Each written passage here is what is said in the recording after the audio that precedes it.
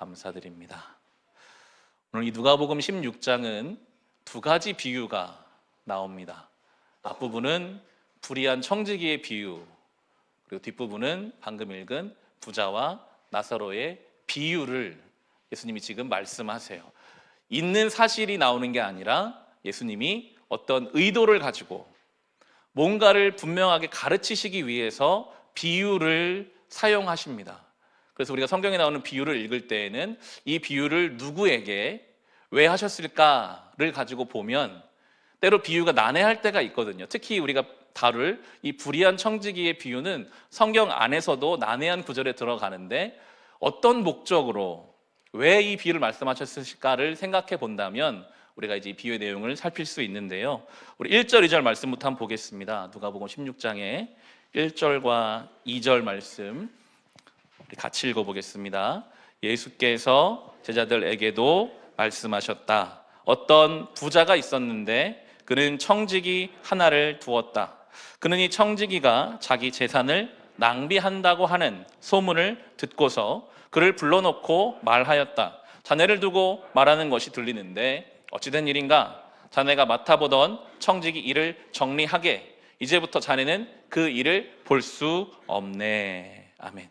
부자, 주인이 있고 청지기, 종이 있습니다. 이 부자는 청지기에게 모든 재산을 이제 맡겨놨습니다. 그런데 소문이 들려옵니다. 그 청지기가 부자의 재산을, 주인의 재산을 낭비하더라. 불렀습니다. 해고 통보를 합니다. 당신은 이제 더 이상 일할 수 없어. 이제 정리하라. 이 모든 것을 잘 정리하고 나가라는 거죠. 이때 이 청지기가 어떻게 행동했는지를 예수님이 말씀하시면서 칭찬을 하시거든요. 그 칭찬이 우리를 조금 왜 칭찬하셨을까 쉽게 만듭니다. 우리 이어지는 본문 우리 3절로 6절을 같이 한번 또 읽어보겠습니다. 그러자 그 청지기는 속으로 말하였다. 주인이 내게서 청지기 직분을 빼앗으려 하니 어떻게 하면 좋을까? 땅을 파자니 힘이 없고 빌어먹자니 낯이 부끄럽구나. 옳지, 내가 무엇을 해야 할지 알겠다. 내가 청지기의 자리에서 떨려날 때에 사람들이 나를 자기네 집으로 맞아들이도록 조치해 놓아야지. 그래서 그는 자기 주인에게 빚진 사람들을 하나씩 불러다가 첫째 사람에게 당신이 내 주인에게 진 빚이 얼마요? 하고 물었다. 그 사람이 기름 100마리요? 하고 대답하니 청지기는 그에게 자, 이것이 당신의 빚문서요. 어서 앉아서 50마리라고 적으시오 하고 말하였다. 아멘. 이 사람이 3절에 나오는 것처럼 어떻게 하면 좋을까? 내가 땅을 파자니 힘도 없고 이 빌어먹자니 너무 부끄럽고 청지기일 때는 그 주인의 풍요로운 재산이 다 자기 손 안에 있는 줄 알았거든요. 근데 그게 아니라는 것을 깨닫습니다. 아, 이게 내 거야 아니구나. 주인이 나가라고 하면 내가 지금 당장 아무것도 없이 쫓겨날 수밖에 없구나. 이걸 깨닫는 순간부터 어떻게 할까 고민합니다. 그리고 옳지, 깨달았다. 빚진 사람들을 이제 불러옵니다. 당신이 우리 주인에게 기름 100마리를 빚졌죠? 일로 오세요 해가지고 50마리라고 바꿉니다. 80섬의 밀을 빚진 사람 불러다가 100섬의 밀을 빚진 사람 불러다가 80석으로 고칩니다. 이것이 불의한 일이잖아요. 주인의 재산을 자기 마음대로 막 쓰는 일입니다. 그런데 오늘 성경 본문은 그의 대처가 슬기로웠다고 칭찬을 하시거든요. 본문 읽어보겠습니다. 이어지는 본문 우리 8절 9절 같이 읽어보겠습니다. 주인은 그 불의한 청지기를 칭찬하였다. 그가 슬기롭게 대처하였기 때문이다. 이 세상의 자녀들이 자기네끼리 거래하는 데는 빛의 자녀들보다 더 슬기롭다. 그러므로 내가 너희에게 말한다. 불의한 재물로 친구를 사귀어라. 그래서 그 재물이 없어질 때에 그들이 너희를 영원한 처소로 맞아들이게 하여라. 아멘. 이 칭찬이 우리에게는 이 칭찬받을 일인가, 잘못한 일이 아닌가 싶은데 칭찬하신 이유는 분명합니다. 슬기롭게 대처하였다. 나의 운명이 정해졌어요. 나는 이제 이 집 밖으로 나가야 돼요. 내 재산이 아닌 걸 깨달았어요. 그가 할 수 있는 일은 쫓겨나기 전까지 내 할 수 있는 모든 것을 다 동원해서 그 쫓겨났을 때의 삶을 준비하는 일이었습니다. 사람들을 불러다가 빈문서를 바꿔 했으니 아마 그는 할 수 있는 모든 걸 다 했을 거예요. 내 운명이 결정되고 내 운명에 대해 장악한 순간부터 내가 지금 누리고 있는 모든 것을 다 써서 그 운명을 준비하는 대처를 가지고 예수님이 슬기롭다 말씀하세요. 그리고 9절에 보시면 그러므로 나오잖아요. 그러므로 이게 제자들에게 하신 말씀인데 불의한 재물로 친구를 사귀어라. 그 재물이 없어질 때 그들이 너희를 영원한 처소로 맞아들이게 하여라. 없어질 것들이에요. 다 재물을 비롯해서 이 세상의 것은 의로운 것이 없습니다. 다 그냥 하나님이 주신 것이고 그것이 언젠가 없어질 것들이죠. 중요한 건 그것을 수단 삼아서 영원한 것을 준비하라. 우리의 운명도 사실 결정되어 있습니다. 우리는 다 언젠가 죽음이라는 문을 열고 하나님 앞에 갈 운명입니다. 내 것이라고 생각하지만 우리는 청지기일 뿐입니다. 하나님이 다 재산도 시간도 건강도 물질도 하나님이 다 우리에게 맡기신 거죠. 우리의 운명도 똑같이 결정되어 있습니다. 그 내 운명을 자각하는 순간부터 우리가 할 일은 마치 이 불의한 청지기처럼 내가 할 수 있는 모든 걸 다 동원해서 그때를 준비하라. 사라져버릴, 없어져버릴 재물에 몰두하지 말고 그 재물을 가지고 영원한 처소를 준비하라. 예수님이 왜 그 사람을 칭찬했는지를 우리는 이어지는 본문을 가지고 또 알 수 있습니다. 바로 부자와 나사로의 비유입니다. 거의 마찬가지 이야기가 나오는데요. 부자가 있습니다. 이 부자는 매일 호사스러운 삶을 살았다. 성경 기록합니다. 그런데 그 부자의 바로 집문 앞에 거지 나사로가 있습니다. 우리 오늘 본문 19절로 21절 말씀 같이 읽어보겠습니다. 어떤 부자가 있었는데 그는 자색 옷과 고운 베옷을 입고 날마다 즐겁고 호화롭게 살았다. 그런데 그 집 대문 앞에는 나사로라 하는 거지 하나가 헌데투성이 몸으로 누워서 그 부자의 상에서 떨어지는 부스러기로 배를 채우려고 하였다. 개들까지도 와서 그의 헌데를 핥았다. 아멘. 부자는 날마다 즐겁고 호화롭게 삽니다.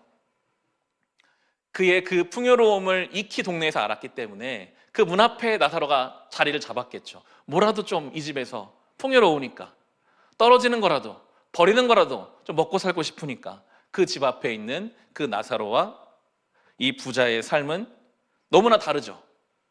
그런데 부자도 나사로도 정해진 운명은 있습니다. 죽음 앞에 똑같이 서게 됩니다. 그리고 그 죽음의 문을 열고 가는 곳이 너무나 다른 곳으로 지금 가고 있어요. 우리 22절로 24절 같이 읽어보겠습니다. 그러다가 그 거지는 죽어서 천사들에게 이끌려 아브라함의 품에 안기었고 그 부자도 죽어서 묻히었다. 부자가 지옥에서 고통을 당하다가 눈을 들어서 보니 멀리 아브라함이 보이고 그의 품에 나사로가 있었다. 그래서 그가 소리를 질러 말하기를 아브라함의 조상님 나를 불쌍히 여겨 주십시오. 나사로를 보내서 그 손가락 끝에 물을 찍어서 내 혀를 시원하게 하도록 하여 주십시오. 나는 이 불 속에서 몹시 고통을 당하고 있습니다. 하였다. 아멘. 죽음이라는 문을 지나고 나니 두 사람의 처지가 완전히 달라져 버렸습니다. 오늘 성경의 표현처럼 이 지옥에서 고통을 당하는 부자의 눈에 나사로의 편안하게 있는 모습이 보였어요. 너무나 목이 말라서 내가 물 한 컵도 아니고 내가 물 한 방울이라도 좋으니까 저 나사로를 내가 얻고 싶습니다. 이 마음은 아마도 죽기 전에 나사로의 마음이었을 것입니다. 내가 많은 음식을 제대로 된 음식을 원하는 것도 아니고 그냥 저 부자의 집에서 남는 부스러기라도 내가 좀 먹고 싶을 만큼의 그 배고픔, 그 마음이 지금 또 부자의 마음으로 뒤바뀌어져 있죠. 그런데 이미 그렇게 도움을 줄 수 있는 때가 지나버렸습니다. 죽기 전에는 그 나사로의 배고픔을 부자가 알았다면 당장에 문 밖에 나와서 줄 수 있어요. 당신 배고팠죠? 그럼 내가 좀 주겠습니다. 이거 먹고 좀 힘을 내세요. 그렇게 내게 가진 것으로 누군가를 도울 수 있는 때가 있고 그렇게 하고 싶어도 할 수 없는 때가 있음을 성경은 말하고 있습니다. 25절, 26절 같이 읽어보겠습니다. 그러나 아브라함이 말하였다. 얘야, 돌아보아라. 내가 살아있을 동안에 너는 온갖 호사를 다 누렸지만 나사로는 온갖 괴로움을 다 겪었다. 그래서 그는 지금 여기서 위로를 받고 너는 고통을 받는다. 그뿐만 아니라 우리와 너희 사이에는 큰 구렁텅이가 가로놓여 있어서 여기에서 너희에게로 건너가고자 해도 갈 수 없고 거기에서 우리에게로 건너올 수도 없다. 아멘. 때가 있음을 성경은 말합니다. 그렇게 도울 수 있고 바꿀 수 있고 뭔가 행할 수 있는 때가 있고요. 지금이 그런 때고요. 어느 시점이 지나가면 죽음이라는 문을 열고 들어가면 더 이상 그렇게 할 수 없는 때가 올 것이니 불의한 청지기처럼 내 운명을 자각했다면 내 할 수 있는 모든 것을 다해 그때를 준비하고 그때를 대비해야지 나는 부자니까 계속 부자로 살 수 있겠지라는 잘못된 착각을 갖지 말라. 가난한 자가 계속 가난한 것이 아니고 하나님 앞에서 어떻게 될 수 있음을 성경은 말하고 있습니다. 성경은요 분명하게 증언합니다. 히브리서 9장 27절에 사람이 한 번 죽는 것은 정해진 일이요 그 뒤에는 심판이 있습니다. 성경은 분명하게 말하고 있습니다. 성경이 말하지 않아도 우리는 모두 다 죽음이라는 것이 우리의 최종 목적지임을, 일단 이 세상에서의 최종 목적지임을 다 압니다. 믿는 사람, 믿지 않는 사람이나. 그런데 그 죽음 이후의 삶에 대해서는 사람들 생각이 다를 수 있겠죠. 천국이 어디 있어? 지옥이 어디 있어? 다호맹랑한 이야기지, 과학적으로 밝혀지지 않은 이야기지. 그렇게 이 성경의 증거, 심판이 있다라는 증거를 전혀 주의 깊지 않게 허무맹랑하게 받아들이는 사람이 있고, 성경의 이 증거, 심판이 있다, 이 심판을 하시는 주체가 계신다. 성경은요 왜 오늘 부자가 지옥에 갔고 나사로가 천국에 갔는지는 쓰고 있지 않아요. 심판하시는 분에게 달려있으니까요. 우리가 나서서 아니 저 사람은 왜 구원 못 받았습니까? 왜 저 사람은 구원 받았습니까? 할 자격이 우리에게는 없어요. 심판주는 하나님이시거든요. 그러나 분명한 것은 심판이 있다라는 것과 그 심판 때에 분명히 다른 자리로 나눠진다라는 것이 오늘 성경의 가르침입니다. 그럼 우리는 어떻게 그 심판 앞에 어떤 마음으로 준비를 하고 어떻게 그것을 대비할 것인가? 예수님이 그래서 다양하게 말씀해 주셨죠. 요한복음 14장 6절에 보면 나는 길이요 진리요 생명이다. 나를 거치지 않고서는 아무도 아버지께로 갈 사람이 없다. 예수님 말씀하셨습니다. 예수님이 길이고 진리고 생명이시라고. 예수님을 통해서만 그 심판 앞에서 생명으로 갈 수 있음을 성경은 증거하고 있고요. 가장 위대한 전도자라고 볼 수 있는 사도 바울은 사도행전 16장에서 그 간수장이 사도 바울에게 물어요. 여러 일들이 있었지만 어떻게 구원 얻겠습니까? 이야기할 때 바울은 분명히 또한 답변합니다. 주 예수를 믿으시오. 그리하면 그대와 그대의 집안이 구원을 얻을 것입니다. 아멘. 성경은 분명히 말합니다. 어떻게 구원을 얻는가? 주 예수를 믿으라. 그리하면 너와 내 집이 구원을 얻으리라. 그 말을 들은 사람들은 그냥 믿는다는 것이 무엇인지를 이어지는 본문이 잘 설명하는데요. 믿는다는 것은요 지적인 동의 정도가 아닙니다. 마음의 감동 정도가 아닙니다. 주 예수를 믿으라. 너와 내 집이 구원 얻으리라. 그 이야기를 하고 나서 바로 이어지는 본문이 그리고 하나님의 말씀을 간수와 그의 집에 있는 모든 사람에게 들려주었다 합니다. 바울은 말씀을 전했어요. 왜 예수님이 우리의 구원자이신지. 그리고 말씀을 들은 사람들은 그날 밤에 바로 세례를 받았습니다. 믿는다는 것은 그냥 지적인 동의, 종교적인 행위가 믿음이 아닙니다. 하나님 말씀을 내가 듣고 그 말씀에 세례라는 방식으로 적극적으로 반응하는 것입니다. 내가 그 말씀 믿고 따르겠습니다. 내가 평생을 그 말씀을 진리로 믿고 따라 살겠습니다. 말씀에 대한 적극적인 반응으로 그 믿음이 증거될 때, 믿음이 드러날 때, 그때 그 믿음이 우리를 구원할 것이다. 성경은 이야기하고 있습니다. 예수님께서는 분명하게 그 말씀이 육신의 우리 가운데 오신 주님이시니까요. 그래서 오늘 이 부자가 이야기하잖아요. 27절부터 오늘 본문에 27절 31절을 보면 이제 부자는 그럼 우리 아버지 집에 내 형제들이라도 좀 믿었으면 좋겠습니다. 저 죽은 나사로를 살려서라도 좀 보내주십시오 이야기하는데 아브라함은 그렇게 말하지 않죠. 우리 27절 31절 같이 한번 읽어보겠습니다. 부자가 말하였다. 조상님, 소원입니다. 그를 내 아버지 집으로 보내주십시오. 나는 형제가 5이나 있습니다. 제발 나사로가 가서 그들에게 경고하여 그들만은 고통받는 이곳에 오지 않게 하여 주십시오. 그러나 아브라함이 말하였다. 그들에게는 모세와 예언자들이 있으니 그들의 말을 들어야 한다. 부자는 대답하였다. 아닙니다. 아브라함 조상님, 죽은 사람들 가운데서 누가 살아나서 그들에게로 가야만 그들이 회개할 것입니다. 아브라함이 그렇게 대답하였다. 그들이 모세와 예언자의 말을 듣지 않는다면 죽은 사람들 가운데서 누가 살아난다고 해도 그들은 믿지 않을 것이다. 아멘. 이 부자가 뼈저리게 깨닫고 그럼 죽은 사람이 좀 살아나서 가면 이것을 내 형제들이 믿지 않을까요? 이야기할 성경은 단호합니다. 믿음은 어떤 체험? 죽은 자가 막 살아난다고 해서 믿어지는 게 아니라 말씀으로, 그 말씀이 내 안에 들려지고 그 말씀 앞에 내가 적극적으로 반응하고자 하는 그 태도 중에 우리가 믿을 수 있는 것이다. 성경은 말하고 있습니다. 로마서 10장 17절도 믿음은 들음에서 생기고 들음은 그리스도를 전하는 말씀에서 비롯됩니다. 곳곳에서 이야기하고 있어요. 말씀 그 자체이신 예수 그리스도가 내 안에 들어오심을 간절히 바랄 때 그 믿음이 우리를 살린다는 것이죠. 우리가 매달 책을 추천하는데 최근에 읽었던 우리 교회의 추천도서 중에 매듭짓기라는 책이 있습니다. 이재철 목사님이 쓰신 책인데요, 본인의 전도사 시절 이야기가 적혀 있는데 제가 좀 읽어드리겠습니다. 어느 날 모 재벌가에서 연락이 왔다.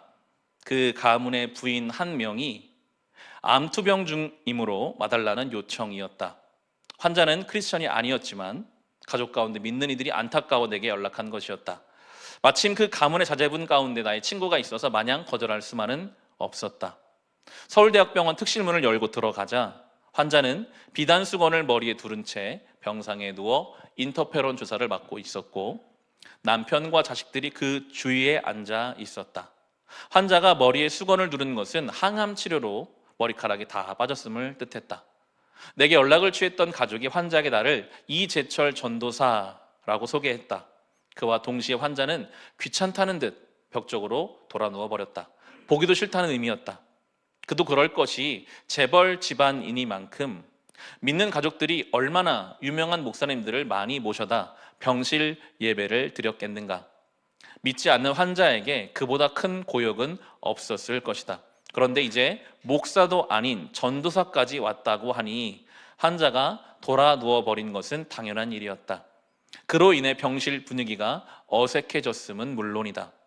나는 그냥 병실을 나와야 할지 아니면 그 자리에 그대로 있어야 할지 잠깐 망설이지 않을 수 없었다. 그 순간 환자의 남편이 어색해진 분위기를 반전하려는 듯 입을 열었다. 여보, 의사 선생님 말씀이 이번 항암제 투여가 끝나면 현저하게 회복될 거라고 합디다. 힘을 내시오. 그 말에 자식들 역시 어머니를 격려하고 나섰다. 그러나 돌아놓은 환자는 아무 대꾸도 없었다.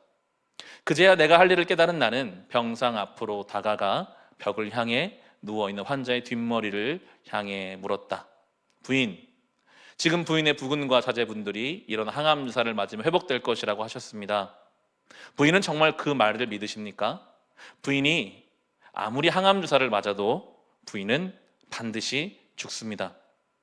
내가 보기 싫다며 돌아 누워 버렸던 부인이 당신은 반드시 죽는다는 나의 말에 나를 향해 고개를 돌렸다. 병상에 누운 부인과 서 있는 나의 눈이 마주쳤다. 나는 부인의 눈을 들여다보며 말했다. 부인, 나는 부인의 가족들처럼 부인에게 거짓말을 하거나 부인을 살려달라 기도하러 온 것이 아닙니다. 나는 부인에게 진실을 전해드리기 위해 왔습니다. 오늘도 이 병원에서 얼마나 많은 암 환자가 죽어나갔는지 아십니까? 그들이 부인보다 부족하거나 모자랐기 때문이겠습니까? 그렇지 않습니다. 죽음이 부르면 그 누구도 피할 수 없습니다. 아무리 항암 주사를 맞는다 한들 부인 역시 반드시 죽습니다. 부인이 나의 눈을 뚫어지게 쳐다보았다. 나 또한 부인의 눈동자로부터 나의 시선을 거두지 않았다. 꽤 오랜 침묵 끝에 부인이 누운 채 자세를 가다듬으며 내게 물었다. 그럼 난 어떻게 해야 합니까? 모든 사람은 다 죽지만 그러나 죽어도 죽지 않는 길이 있습니다. 그 길을 가십시오. 나는 부인에게 에노스인 그녀를 위해 이 땅에 오신 예수님과 예수님의 복음을 소개했다.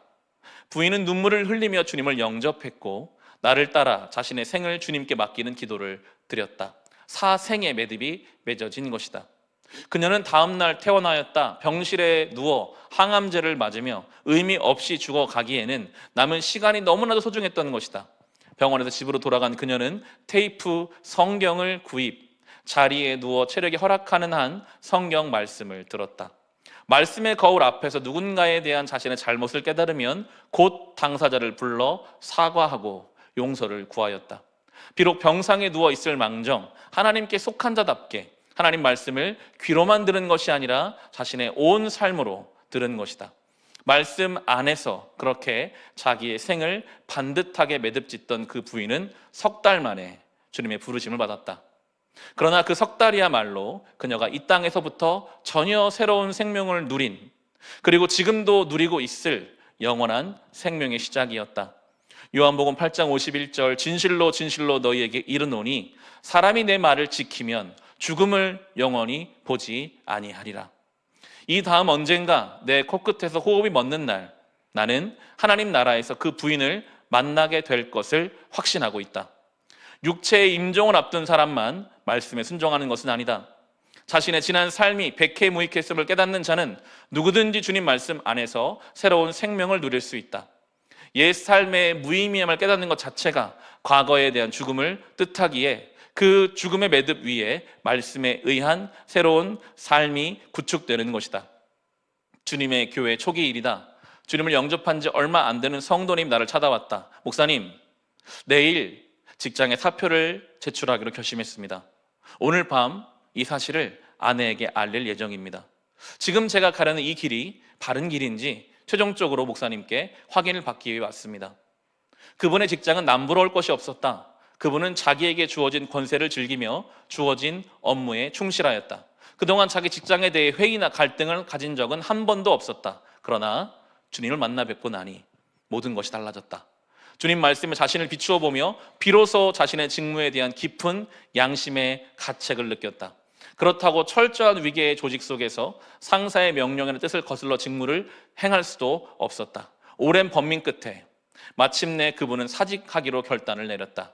무의미했던 옛삶을 버리기로 작정한 것이다. 사생의 매듭을 맺은 것이다. 40대의 가장이 대책도 없이 직장을 버린다. 쉽지 않았지만 그러나 바른 크리스천으로 사는 길은 그 길뿐이었다. 주님을 몰랐다면 모르되 주님을 만난 이상 알면서도 자신의 인생을 계속 허비할 수는 없었다. 그분은 사직을 결심한 즉시 자신의 생각이 틀리지 않았음을 확인받기 위해 나를 찾아온 것이었다. 내가 그분에게 말했다. 잘 생각했습니다. 주저없이 사표를 제출하십시오. 살아계신 주님께서 성도님의 앞날과 가정을 반드시 책임져 주실 것입니다. 그분은 그날 밤 자신의 결심을 아내에게 털어놓았다. 감사하게도 아내는 남편을 만류하기보다 오히려 격려해 주었다. 이튿날 그는 정들었던 직장을 떠났다. 욕망의 노예살이를 하던 옛사람이 주님 안에서 죽은 것이다. 그러나 딱히 할 일이 기다리고 있었던 것은 아니었다. 한동안 혹독한 시련이 그를 괴롭혔지만 주님을 향한 그의 중심은 조금도 흔들리지 않았다. 주님께서는 인생 광야에서 그의 안과 밖을 정금처럼 단련하신 후 그의 생을 가나안으로 인도해 주셨다. 그의 삶이 지금 얼마나 아름답고 향기로운지 모른다. 제가 읽어드린 두 가지 이야기도 그리고 우리가 성경을 통해 읽은 누가복음의 두 가지 비유도 같은 메시지입니다. 어떻게 정해진 우리의 운명을 오늘 나의 삶의 자리에서 준비할 것인가? 아무리 부인하려고 해도요, 죽음은 우리에게 옵니다. 죽음 이후의 삶은 오늘 성경은 증거하고 심판이 있을 것이다. 예수님은 요한계시록 3장 20절에서 이렇게 말씀하셨습니다. 보아라, 내가 문 밖에 서서 문을 두드리고 있다. 누구든지 내 음성을 듣고 문을 열면 나는 그에게로 들어가서 그와 함께 먹고 그는 나와 함께 먹을 것이다. 이 말씀은요, 교회를 향한 말씀입니다. 믿지 않는 자들을 향한 말씀이 아닙니다. 귀가 있는 사람은 성령이 교회들에게 하시는 말씀을 들어라 하거든요. 오늘도 이 메시지, 이 설교의 시간을 통해 우리에게 뭔가 분명히 말씀하고 계십니다. 우리의 마음의 문을 두드리고 계시는 그 주님의 말씀에 귀를 열어서 듣고 마음의 문을 열고 그 주님께 반응하는 삶을 살아가지 않고서는 그 죽음의 문을 열고 심판대 앞에서 우리의 삶을 우리가 보장할 수 없기에 그 불의한 청지기도 그렇게 최선을 다해 자신의 운명을 준비한 것처럼 오늘 나의 삶이 내 재산도 내 시간도 내 건강도 내 가족도 다 내 것이 아니라 하나님이 나에게 맡기신 나는 그 청지기일 뿐임을 생각하며 내가 가진 것으로 어떻게 그날을 준비할 것인가, 그런 마음으로 우리는 살아가야 함을 성경이 말하고 있습니다. 나만의 문제가 아니라 우리가 맺는 모든 관계가 연결되어 있죠.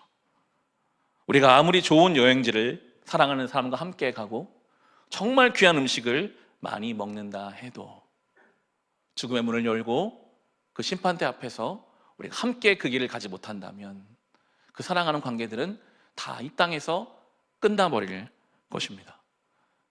자녀들을 위해 기도할 때마다 그렇게 늘 간절히 기도하게 됩니다.